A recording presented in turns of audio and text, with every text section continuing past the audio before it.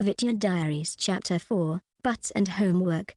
When the holidays were over, exams kicked into high gear. If I wasn't studying for some stupid test, I was practicing for one of 4 recitals. It was never just ballet, either. It was modern, ballroom, and piano, too.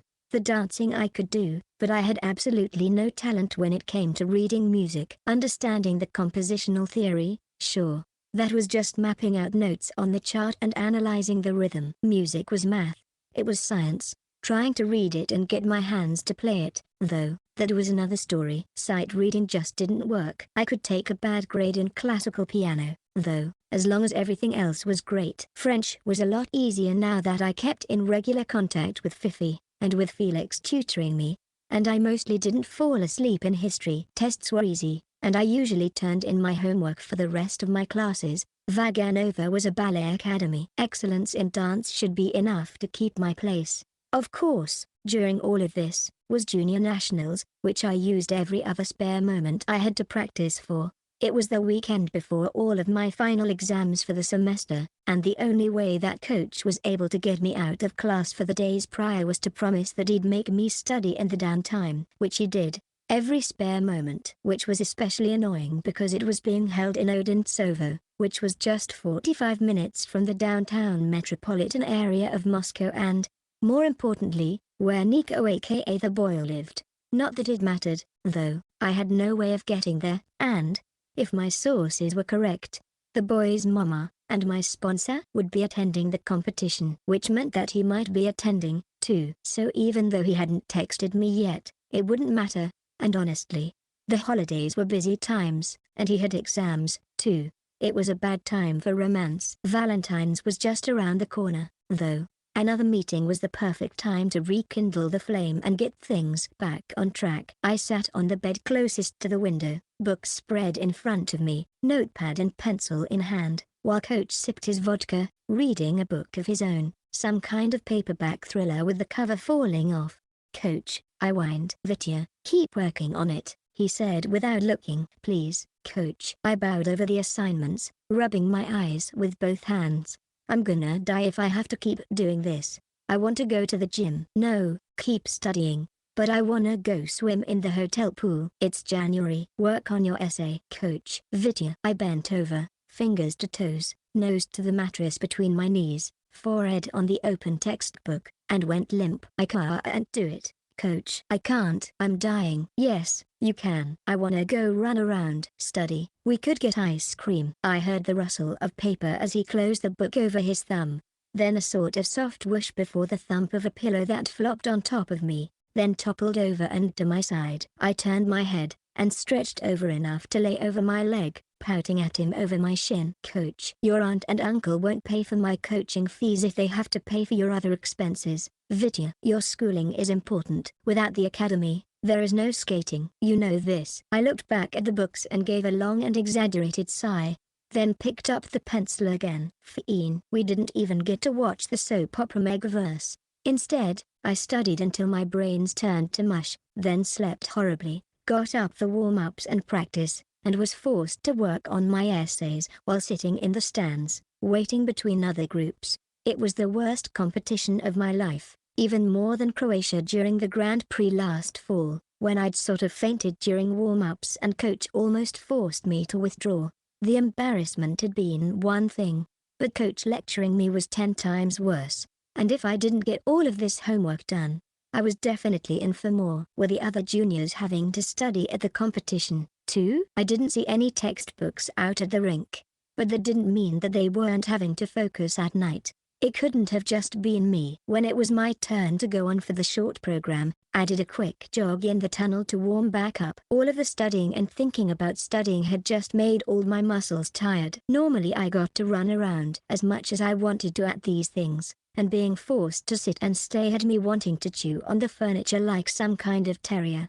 "Now remember, Vitya," Coach said, taking my jacket from me as I rolled my shoulders over and over again, shaking limbs out. "You are Viktor Nikiforov. You take what you want." "Right." Yeah. What I wanted was to skate like crazy and then run wild in the streets. Would coach mind if I did well? Maybe just for 10 minutes? An hour? At least I didn't feel nervous. Not at all. I leaned against the barrier and slipped the skate guards off, handing them back without looking. What I want. Got it. Focus. Vitya. Yep. Got it. Coach. Focus. Focus. Focus. I moved out onto the ice, putting extra pressure against it for speed and to get the burn going in my thighs. It was time to work. My piece was Tchaikovsky's Serenade in C major, Op. 48, 2 Vals, Moderato, which began moments after I took my starting pose. The program itself was pretty straightforward. Everyone knew that the free skate was where most of the points were stacked, but I tried to throw in as many easy point grabbing tricks as I could think of. The points scored at the start might have seemed insignificant, but they could mean the difference between breaking a tie or not, and they always carried over in the pre. It was always worth doing your very best. That said, it wasn't nearly as spectacular as the Wishing Star. My costume was simple matte gray leggings under white vest with long coattails, my favorite part, and pale lavender sleeves made of chiffon that only came to my elbows. They were so loose, though, Fifi called them hanfu style, and meant to hold as many tiny dogs as possible. I didn't know if that was true or not, but it had nothing to do with the story that I was telling at all, which was all about a prince consumed by the search for his fate. I'd never tell my roommate or former roommate, but the prince in the narrative was largely based on them as much as it was on Ivan, foolishly going around and around in aimless circles, watching the heavens and the roving hills. Oh where could my princess be? Oh, where is my fortune? Oh please, fate, find me. Oh, I do hope that someone comes and tells me what to do, because I'm so clueless and can't possibly decide for myself. Whatever will the stars tell me? Is it fate? Is it my horoscope? Whatever shall I do? Oh no, perpetual anxiety for no reason. It was supposed to be a little bit silly, Russian fairy tale folded in with one of Aesop's fables about the astronomer, which included serious consequences, focusing too much on the future and not enough on the present, falling into a pit. But of course, Ivan had the help of the grey wolf and the horse in his stories, so not all was lost. Triumphant prince, free to follow his shooting star once more. Maybe it was a little bit mean, but it always made me feel better to skate it. So by the end, I was breathless and happy to hear the applause, making reverence with my bows, curtsies, and kisses to coach and the audience. As soon as I got my skate guards back on, coach handed me a notebook, then ushered me to the kiss and cry, ignoring my squeaks of protest. You've got to be kidding me. But he wasn't, and I found myself staring down at the draft of my essay, smudged handwriting at all, while waiting for my scores to come in. I was in first so far by a healthy margin. Coach had me talk to the press, but only briefly, before walking me out to the foyer. It was time to get back to work. Don't I at least get to watch the other skaters? They're done now, but the ladies don't affect you. Coach, he'd never been so stern or stubborn before. It was enough to drive a person mad. Vitya, your skating was beautiful. Oh, Coach Feltzman, you must be so proud. Coach and I stopped dead in our tracks and turned to look at the woman approaching, dressed in blue coat with a red-lipped smile, chestnut hair in shoulder-length curls. Ah, Olia, good to see you again, said Coach, and offered his hand to her. Vitya, this is your sponsor. You remember we discussed? I gaped. Yes. Of course I remembered. Nico's mama. She was beautiful. The same hazel eyes, too. She'd really come to see me skate. Tetya Olia. Hello. How are you? How's Nico? I haven't heard from him since the party. Is he studying for exams, too? She blinked at me, and I worried that maybe I'd been a little too forward. But then she laughed. Oh, Vitya. Yes, Kodiasha has been buried in books for weeks. I was so pleased that he'd made a friend at the benefit. You're so sweet, my dear. How kind of you to ask about him. She thought I was sweet. And Nico was just busy. Such relief. Is he here? Sorry, no. He's been so busy studying. Coach set a hand on my shoulder. Speaking of, Vitya has a pile of homework to get done this weekend before he returns to the academy. But Coach Tetya Olia, mama of Nico, had intel that could only be gained through talking to her. Surely he had to understand that. I gave him a pleading look. Can't it wait a little bit? I don't want to get in the way of your studies, Vitya. They're very important, you see, Coach said, expression nothing short of the epitome of all that is smug and evil in the world. She agrees with me. Academia, the enemy of love and freedom. Brow furrowed, I considered making a break for it, but chewed on my lower lip instead, searching for a plan B. Tetya Olia. Can I get your address? My address? Yeah. I want to send Nico something in the mail. She laughed, said sure, and took my notebook to write her home address down for me. Good luck tomorrow, Vitya. I can't wait to see you skate again. Thank you, I said, clutching the now infinitely more precious notebook to my chest. I'll do my very best. Come on, Vitya. Coach kept me on track, even though it made me numb from head to toe, and I passed out on my essay twice before he let me go to bed. The next day was more of the same, but I managed to squeeze a little more exercise in for good behavior. Then I lost. Not completely. Silver. Again. For one hand down on a triple toe loop that I tried to turn into a quad at the last moment. If I'd landed it, it would have put me in first. If I'd hit the ice any harder, I probably would have broken my arm or worse. Coach wasn't happy. I wasn't happy. Tetya Olia was, though, and so relieved that I wasn't hurt. She brought me flowers, 2 roses. Not blue ones, but they were still really pretty, and I cried a little bit and hugged her. She said I'd be fine for Junior Worlds. I knew I would be. The Popovich boy who took gold had been next to me on the podium at the Grand Prix final with silver. With positions reversed, it was harder to share the same sentiment of sportsmanship, even though, of course, Russia was still winning. But then, it was nationals, so of course Russia was getting the gold. It would have to. That was the point. I'd shaken his hand anyway, little smile on my face instead of the bright one that I'd worn in the Netherlands, and congratulated him. Thanks, he said.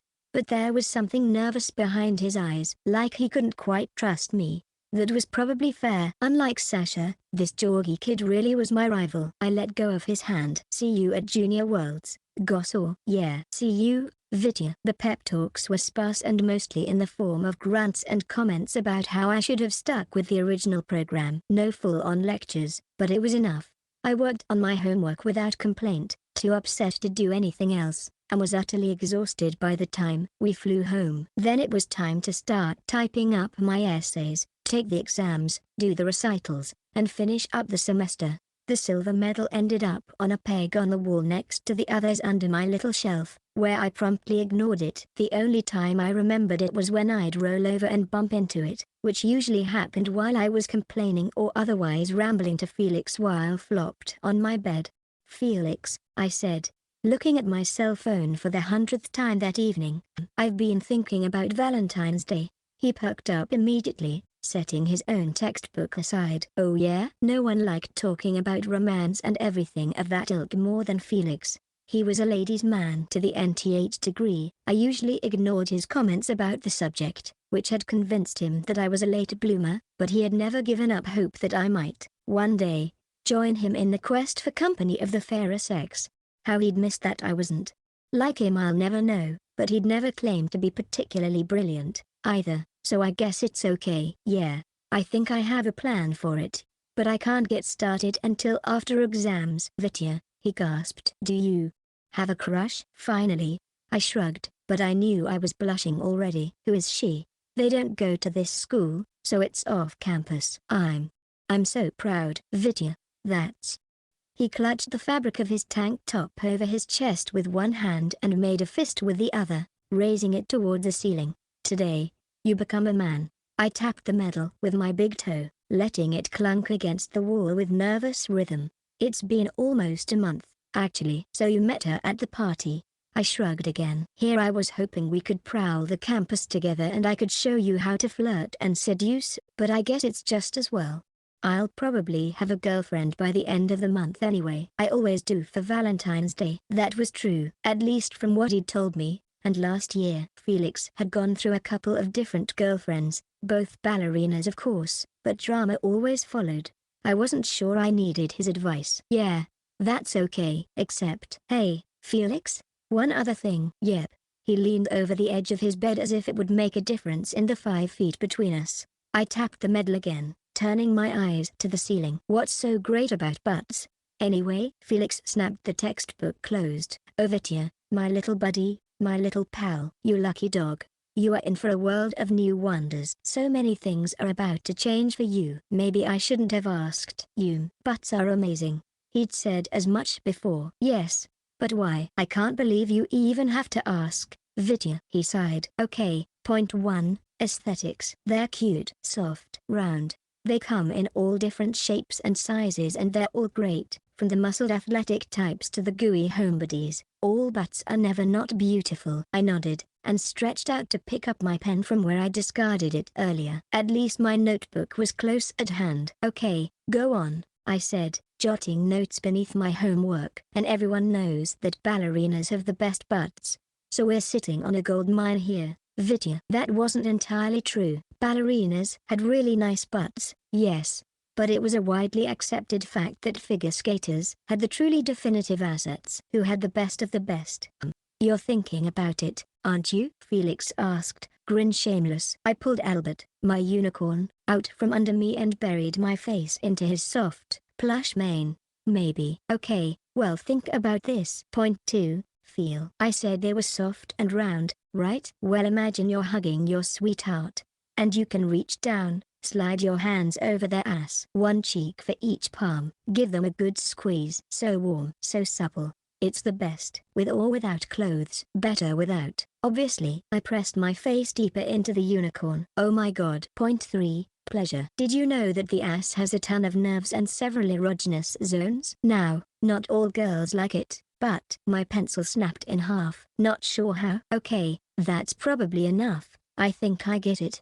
But Vitya, I was just getting to the best part. Not only with fingers, but with— No, I'm good, Felix, thanks. That time, I buried my face against the mattress, cheeks on fire. Albert couldn't save me. Nothing could. I was a goner. Who thought about that kind of stuff? Was it even appropriate for a princess to think about? Felix obviously did. Was I supposed to? Did Nico? Butts were cute. I knew that. I'd always known that. And it didn't take long to figure out whose butt was the cutest, either, even though the answer was clear. Bias. My idol. The Swiss skater Stefan Lambiel. 4 years my senior, and I'd seen him skate 100 times. Perfect form. The best tricks. Always doing something new, like figuring out how to do spins and jumps both clock and counterclockwise. So cool. And yes, it was just as fun to watch him leave as it was to watch him skate. Suit yourself, Vitya. But you're going to have a lot of fun with your crush. Just let me know when you need me to get you some protection, okay? I screamed into the covers. Felix. Too much too soon? He laughed. I guess you're still a kid after all. Ah well, give it a few months. You're bound to hit your growth spurt one of these days, and then— Oh, but don't worry. You'll always be my little buddy, Vitya. Oh my god. Felix, stop. It had been a mistake to tell him, but also a relief for someone to know, even if it was just part of the truth.